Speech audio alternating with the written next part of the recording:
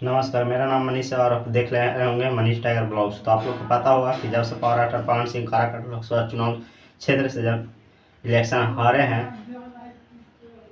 तो कुछ मीडिया बंधु लोग और कुछ यूट्यूबर भाई पत्रकार लोग इस प्रकार से पावर पवन सिंह के बारे में गलत अफवाह क्या न क्या बोले जा रहे हैं। और उस पर तो सोचा कि थोड़ा मैं प्रतिक्रिया अपना दे देता हूँ।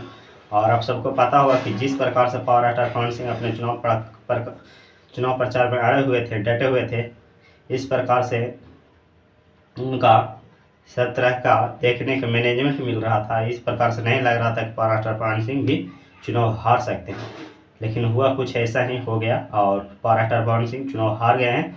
तो बहुत सारे यूट्यूबर पत्रकार लोग ये नहीं बोलने का जो बोल रहे हैं और उनको पता है कि ये बहुत ज़्यादा बोलते नहीं हैं और ये जल्दी कुछ इंटरव्यू भी नहीं देते हैं। तो जो मन किया बोल दीजिए, चमड़ा का मुंह दे दिया भगवान बोल दीजिए। उनके बारे में ये बोलने जा रहे हैं और हम बता देते हैं, पावर पवन सिंह चुनाव हारे जरूर हैं, लेकिन अपना भविष्य को बनाए हैं।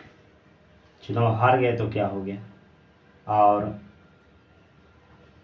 इतना तो निर्दलीय प्रत्याशी जो बिहार में थे जरूर समझा दिए हैं कि किस प्रकार से टिकट बंटवारा करना चाहिए। और हालांकि फिलहाल जो 2029 का 24-29 में जो चुनाव होने वाला है, उसमें एनडीए के हर प्रत्याशी, हर पार्टी के लोग अब अपनी टिकट अच्छे तरीके से बांटेंगे और उसी को टिकट देंगे जिनको मिलने चाहिए।